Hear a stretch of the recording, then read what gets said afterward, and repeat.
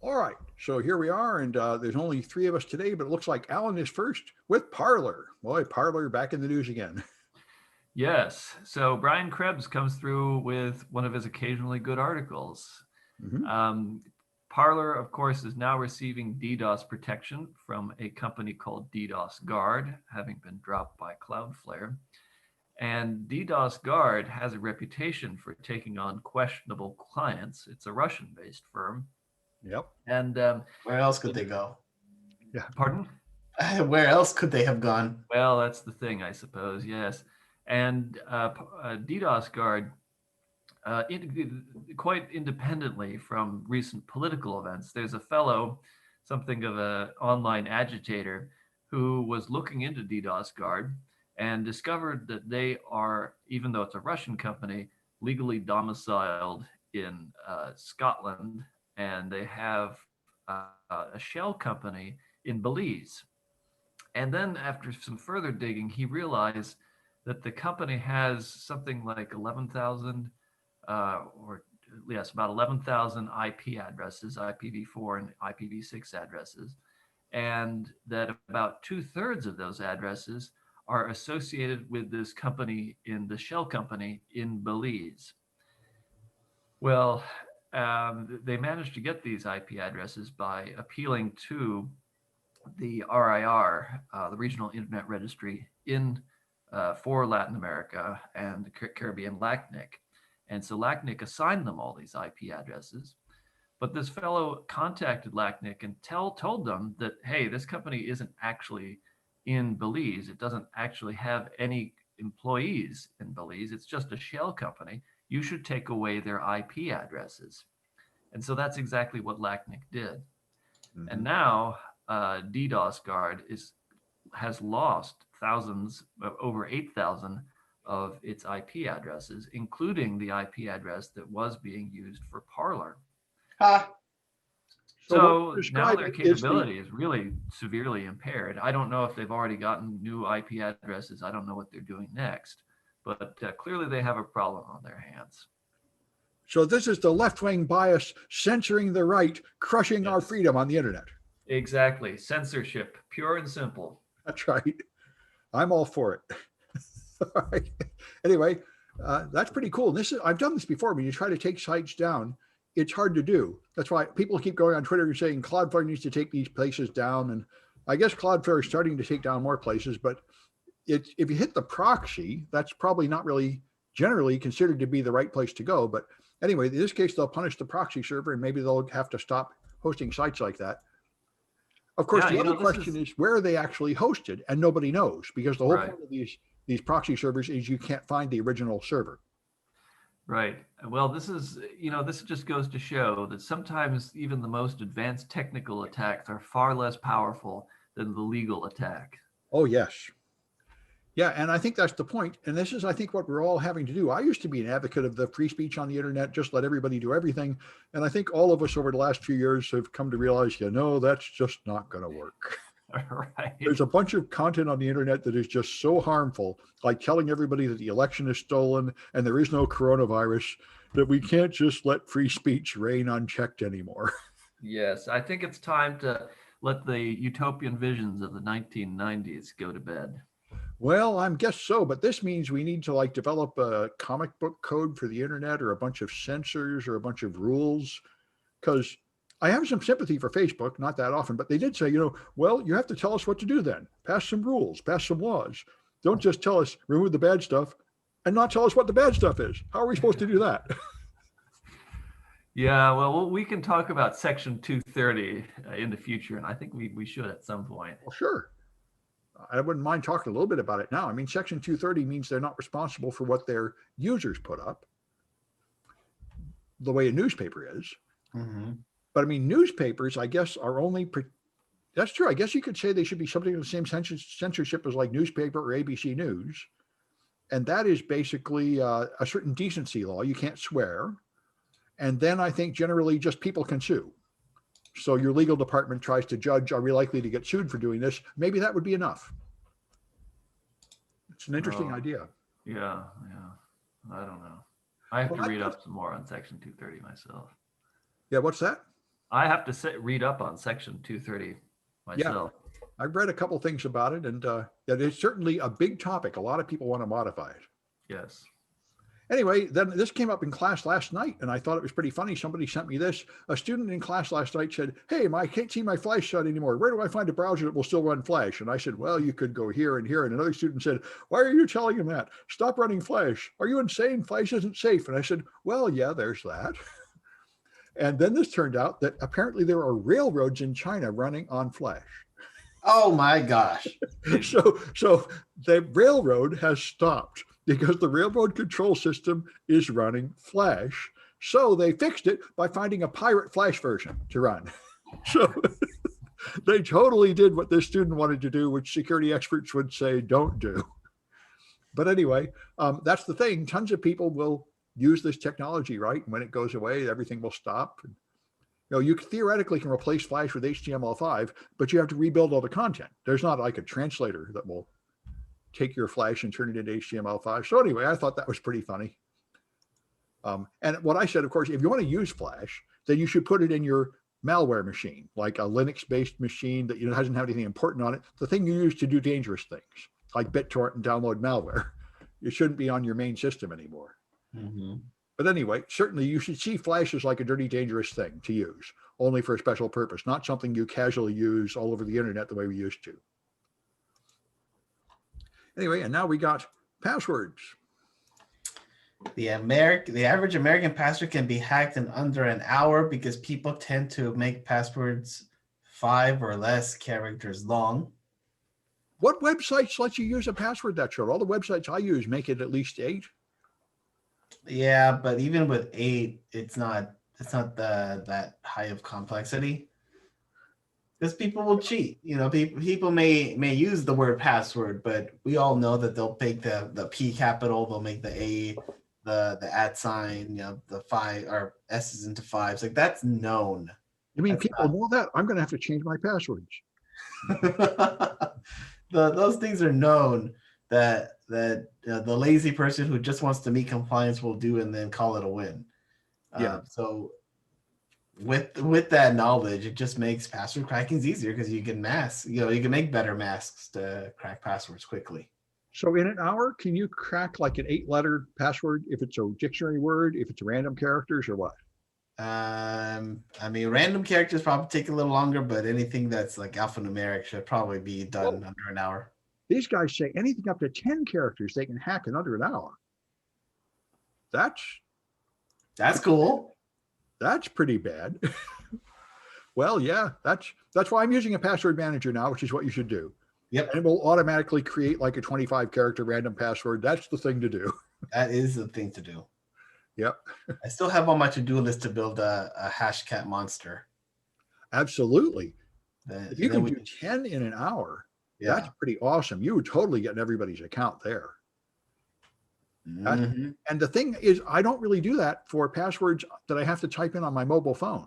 Those are a lot simpler. Really? You don't use the password manager on your phone?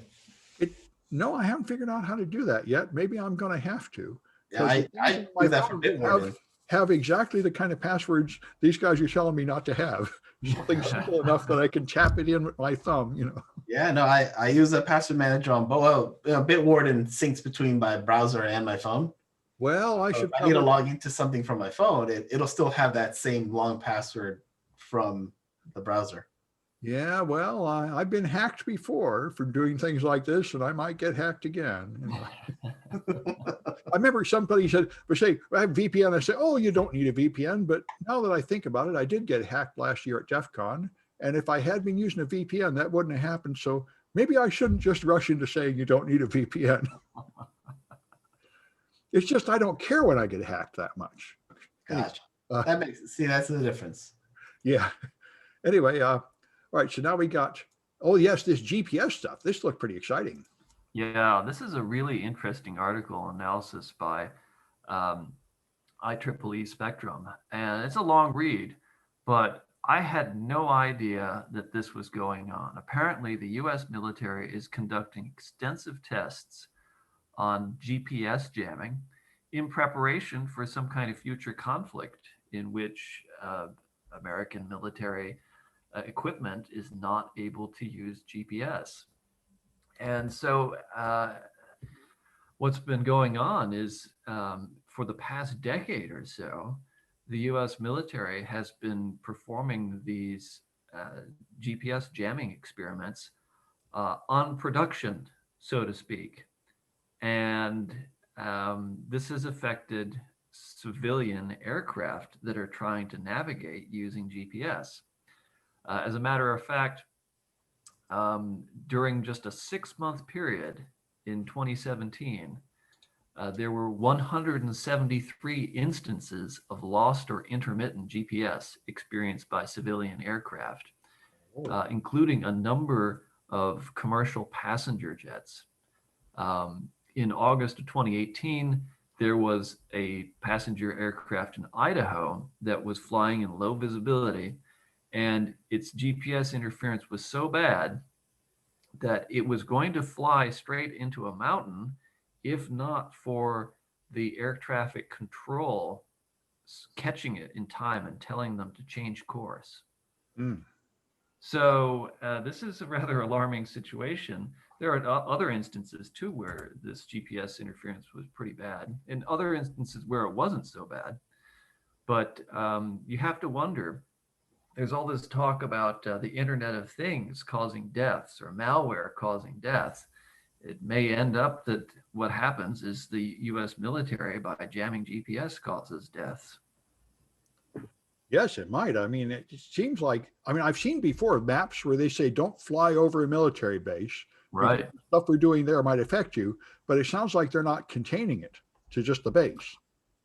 Well, yes, apparently some of these outages cover very large areas. It's not just over Area 51. There are large areas in like the Southwest, frequently in the Southwest.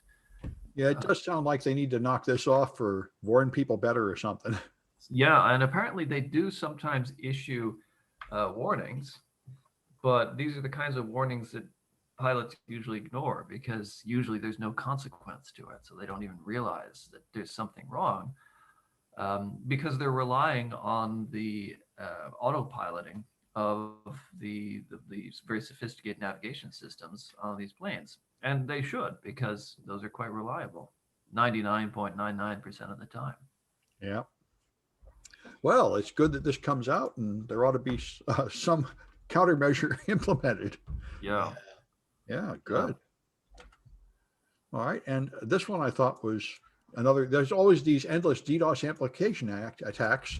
But what I didn't know is most Microsoft servers run on UDP and TCP, which I didn't know. So RDP servers open UDP in addition to TCP, which is, of course, a really bad idea because UDP has no handshake. You can forge the from address so the reply goes to somebody else. So this gives you an amplification factor of about 100 for your DDoS attacks.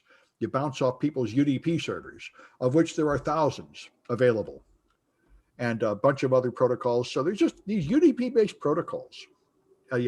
Just tend to be used this way. And there's just an endless series of them, SNMP, NTP, DNS. UDP is kind of a mess, you know. The whole web went from HTTP to HTTPS. I wonder if it's about time for everybody to move from UDP to TCP and say, all right, how about you don't send anything unless you make sure that the receiver wants it? That's what TCP does. Well, if anything, it seems like the trend is to move toward the UDP, away from TCP. Really? Because it's slower. Yeah. Well, HTTPS, they said it would be slower and more expensive, and it turned out it's fine, and everybody can do it. I wonder. That was the original idea, that you can serve a lot more over UDP. Anyway, it's an issue. If you don't have some kind of a higher level verification of it, you're supposed to limit the number of connections from one IP address or number of responses to one IP address or something. But, anyway, this is another thing to know about. Wow. And I saw a factor of about 86 times there. Yeah. And some of them went up to like 1,200. I think NTP was like 1,200. DNS was like 50. This has been around for a decade or more. You can have like a low bandwidth connection and take down a big server, and you don't even get it traced back to you. It's traced back to those intermediate servers. This keeps happening over and over. Anyway, this one is pretty shocking too. The companies are spying on you. Companies are spying on their workers without their knowledge. This study surveyed small businesses and big businesses. With the smaller ones, it found 12% said they were monitoring out of 2,000. On larger firms, it was 16, with 8% considering the action. They're watching you on your webcam. They're watching you on your webcam. They're micromanaging. That's got to be illegal. That just sounds wrong in so many ways. Yeah. Yeah. How are they doing this? My guess, I don't think this article says, but my guess is like with company issued hardware. And I would think with like a VPN client or something to make you install this software on your machine. Yeah. And then man the camera without the light turning on or something. And I remember a Pennsylvania school district did this to high school students, and it led to a world of pain. They thought they were like enforcing discipline on their students, and then they had like videos of them at home having sex, smoking pot and stuff. And when their parents found out that they'd been spying on their kids without consent, the pain was really bad. You know, whatever crime you think you're preventing by doing this, you're opening a big can of worms you don't want to open. Exactly. Yeah. Anyway, that's surprising. Yeah. So if you have a company-owned system, put a tape thing on that.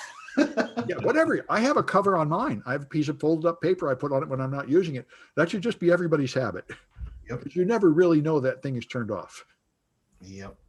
So I remember I had some students talking about how the military was having trouble getting laptops because they demanded to get laptops that have no microphone and no camera at all, because they want to be damn sure that stuff is not turned on. And it's hard to buy any laptop that doesn't have a camera or microphone, but that's what they wanted. Anyway, all right, and then we got Instacart. Yeah, I heard about this one. Oh, that was bad. Well, I wonder. I'd like to hear about this. Yes. So in the wake of Proposition 22 passing in California, Instacart has eliminated its approximately 1,800 employees, proper employees, who have been shopping for them on their platform. And this seems to be the first of what will be a cascade of consequences of California's passing Proposition 22, in which their workers no longer need to be classified as employees. They're simply contractors who use the platform. That's now how they're legally defined. And so it has pretty severe consequences for all of these workers, because now they are not entitled to the same protections and guarantees that they would be otherwise as regular employees.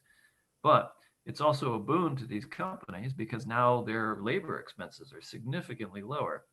And although Proposition 22 is just for California, already there are efforts in other states to pass similar laws to guarantee that these workers are classified as simply contractors rather than employees.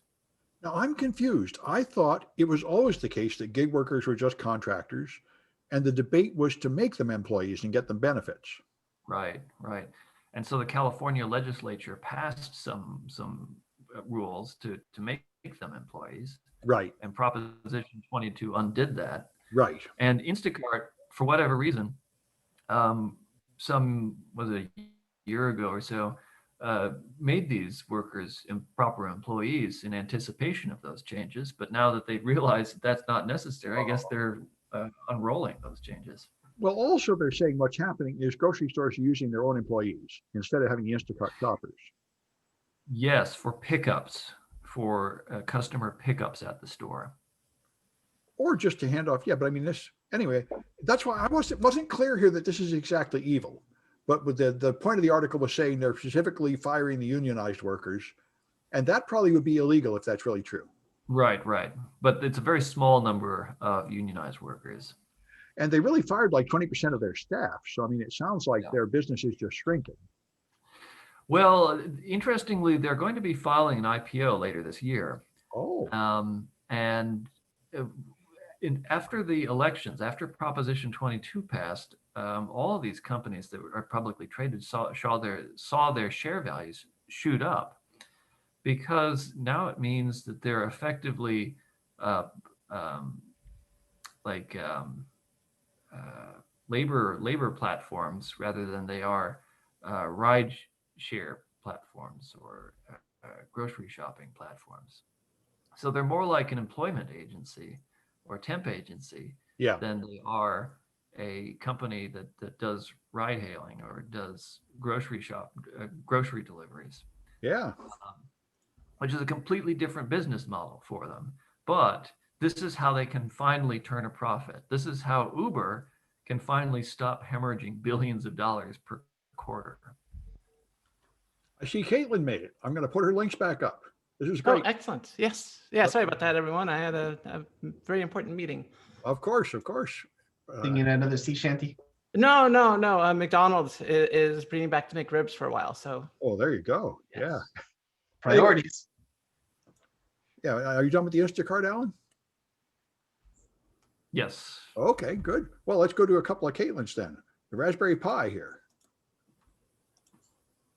Yeah, so Raspberry Pi is coming out with a somewhat expensive microcontroller for $4, but this is good. I remember in your class, Sam, some of your students wanted to make some little electronic gadgets, and their first thought was, because they knew about Raspberry Pis, is I'm going to get a Raspberry Pi, and I'm like, well, that's a little overkill for your Blinky Light idea, So the Raspberry Pi Foundation is coming out with a new microcontroller. And so for people that aren't familiar with the difference between a computer and a microcontroller, a computer is like a full system, right? It can boot up, it runs an operating system usually, and it's very full featured, and it's meant to do all these different tasks at the same time. A microcontroller is designed to be placed inside like an Internet of Things device or just an electronic device, and act as sort of like an all-in-one chip, so that it can turn on and off lights or do basic tasks like read the temperature and like send it to another device. So I'm really glad that the Raspberry Pi Foundation is getting in on this and helping people get into microcontrollers. I love it. This gives me a flashback to when I started, when the very first microcomputers came out. They were like this. Yeah. So the thing to remember is that a microcontroller is a computer. It's a computer, but it's a very simple computer. It usually doesn't even run much of an operating system at all. Technically it can run something like RTOS, but it essentially just runs like a small bit of code, like a single program over and over again. And you find them in things like cars and the electronics. And there's like digital input output pins that you just bit bang stuff out. It's a lot of fun to work with. Yeah. I started with the Sinclair and it had 1K of RAM. You couldn't do much, but I got it to do a few things. Anyway. Any ideas for hacking with it? Oh, you could make anything really small and cheap now. Yeah. Oh, yeah. No, totally. I use microcontrollers in my Hack and Spell device. You can. I don't know the exact what this is going to be able to do exactly. Like if it'll have if you'll be able to turn it into like a USB device. Yeah, it's but I do have microcontrollers that I can configure. Oh yeah. So you can use a USB controller. And so you can use it to like be a mouse, for example, to keep the computer from falling asleep. Have it constantly move the mouse. Stuff like that. You could put it in a tiny little drone and fly it around. You can. And I don't know if this is going to have any sort of, Wi-Fi built in, but there definitely are ways to get, Wi-Fi chips to communicate with microcontrollers. And so you could have a little device that goes around and sniffs Wi-Fi and does ward driving. Fun times. Oh, it sounds great. Yeah. All right, let's do your second one too. Then we'll be all right with this. Kindle Drip. Kindle Drip, yes. We have a, if I can. What is Kindle Drip? Pull this up. Yeah, so Kindle Drip. There's some issues with the way Kindle a logo for his vulnerability. Oh, then it must be important. Yes, it's important. It's a very important vulnerability. So there's remote code execution vulnerabilities on people's Kindles, basically in the way that it handles certain image files. And apparently you can like email people, these. Yeah, so you can email people like vulnerable JPEG XR images and MOBI files, Wow. and have it execute code, and then from that code be able to privilege escalate and then grab people's credit cards information. Have you tried this? I have not tried it. I've never updated my Kindle. Oh, sometimes it says I'm updating. Yeah. And so I haven't tried this myself. I don't have a Kindle, but it looks awesome, and it has a logo, so it's good. I know. Oh, it's got a logo. Well, that's a pretty good one. Yeah. But yeah, so once again, this is an image file of vulnerability, just like we see on like Image Magic. So it's just something for developers to be aware of in the future, is to make sure your image processing libraries are up to date and secure.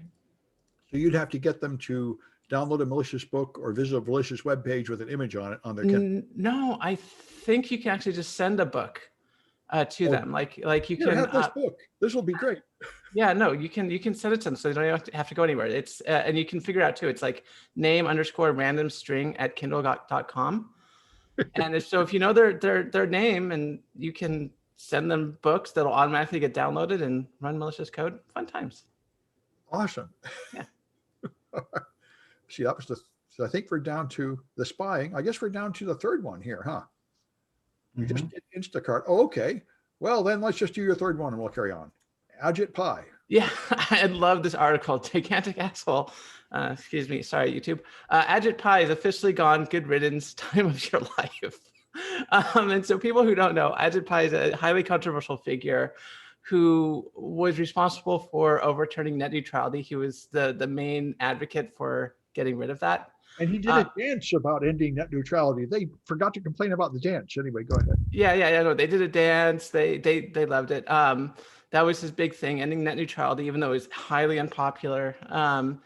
He was just basically, a corporate shell, in charge of the FCC, which. Like most Republican administrations, they always do that. Yeah. This happens all the time. You always have someone who gets big in industry, and then they go into public service, but then they're still sort of loyal to their, AT&T or Verizon masters. Yep. And so he went around and did all these wonderful things for these companies while, not doing great stuff for the community that the FCC is really supposed to be there for. And of course, the FCC is the Federal Communication Commission.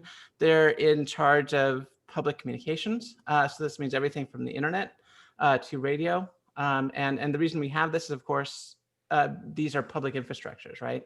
And so this commission is specifically designed, the FCC is designed to make it sure that these companies that are licensed to use things like the internet, are licensed to use things like the airwaves, do so responsibly. And Agit Pie is like, no, I think you should be able to do whatever you want, companies. Yeah. Just, I remember Reagan did this. He put lumber representatives in charge of preserving the parks, and oil companies in charge of the environment and stuff. People who had publicly said this business division should not even exist. This industry should be totally unregulated. She would put them in charge of that. Yeah, put them in charge of the regulation. Yeah. Yeah. Well, yeah. I mean, it's kind of a self-fulfilling prophecy in politics to put people who don't believe government should work in charge of government. Yeah. And then they say, look how rotten government is. Yeah. Well, and that's an old truism. I remember that was, there's famous Republican that said the government should be so small that you could drown them all in the bathtub. They just should do nothing. There should be nobody there. Yeah. Anyway. And so we talked about Instacart. So this one I thought was pretty awesome. This guy had a cute idea. Put a QR code behind you in your Zoom calls, and then wait for somebody to scan it, and then it does something, plays music, puts them on a bad list, mocks them for spying on you or something. So I thought that might be a fun thing to try. And I think I'll just mention this next one while we're here, because this is the sea shanty. Rachel Toback has made a sea shanty. Rachel Toback is, I think, going to be a TV star. She really has this stuff together. She wrote a sea shanty and she performs it.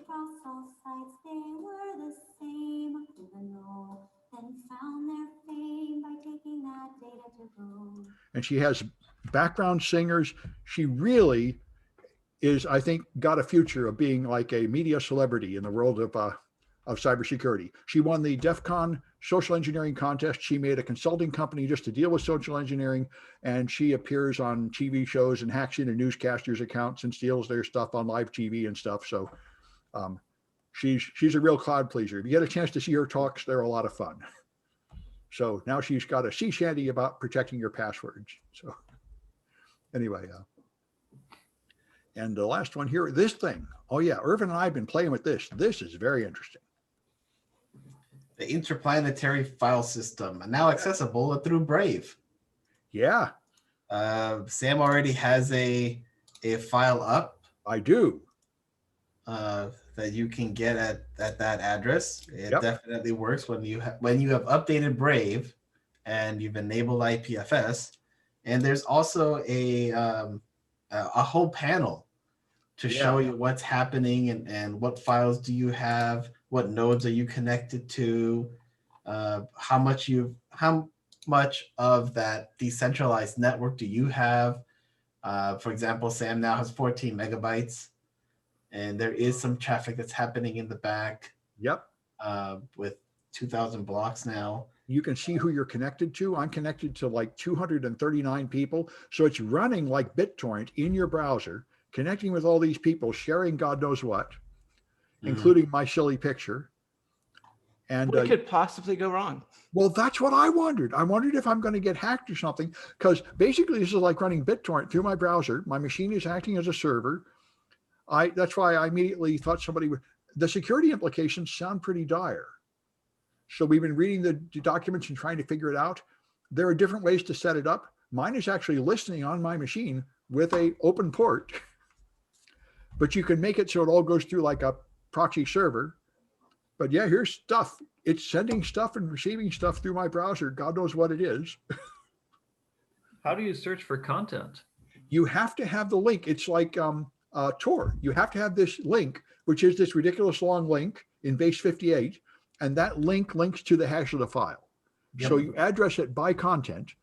And so you have to have that link, and then you configure the thing to query your nodes. So I'm connected with these 238 people. So I think it queries people and said, do any of those people have that file? And if they do, I get it. And if not, it passes it on to someone else, like BitTorrent. Okay. And everybody does have a peer ID. Yeah. So there might be a way to search by peer ID, but you can definitely search by the QM hash for a file. Yeah.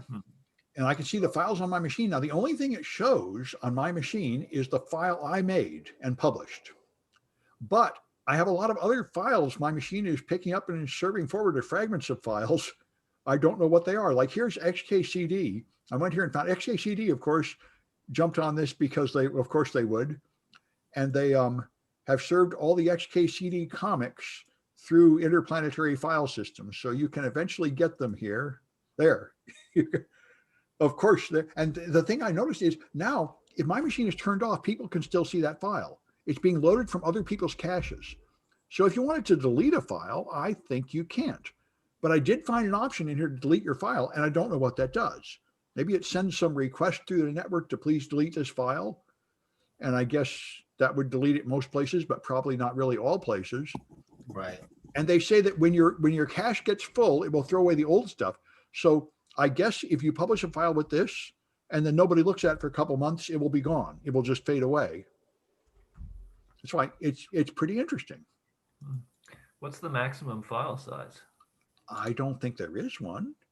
I mean, I don't see anything in the documents about the limit. Well, there was a limit to the size of your Brave browser cache, 1 gigabyte limit. So I guess if you were to make it bigger than 1 gigabyte, then most users would not be able to cache that. But I think it would just get broken up into shards. In BitTorrent, that's what happens. Your file is broken up into little chunks. So I think in principle, you could share anything of any size. So now I wonder what they're going to do if you start sharing horrible things like stolen movies, malware, kiddie porn through this system, like BitTorrent. That's what. And if you wanted to censor this, there'd be no way to do it. So, if you're at a company, I imagine you can block the protocol, which is what I would do. I mean, the security implications of this look pretty gruesome. Right. I would not want people turning this on at my company. Yeah. But anyway, it's interesting. I wonder how Section 230 would handle this. Well, you know, the biggest example is Mega, right? Mega lets you share files, and 99% of them are illegal. And he made it so it's encrypted with a key he doesn't have, so he can't see them. And that seems to have skated past law enforcement, saying, "Oh, I have no idea what they're sharing. Yeah, I'm sure it's not illegal. My users would never do anything nasty." Like, you know, I'm shocked that there's gambling going on in here. Shocked, I tell you. That seems to be working in court, although I don't know how much longer it's going to work. Like I say, the court society seems to be waking up to all these lame internet excuses for letting the most horrible things happen. Students were talking to me about how rotten Tor was.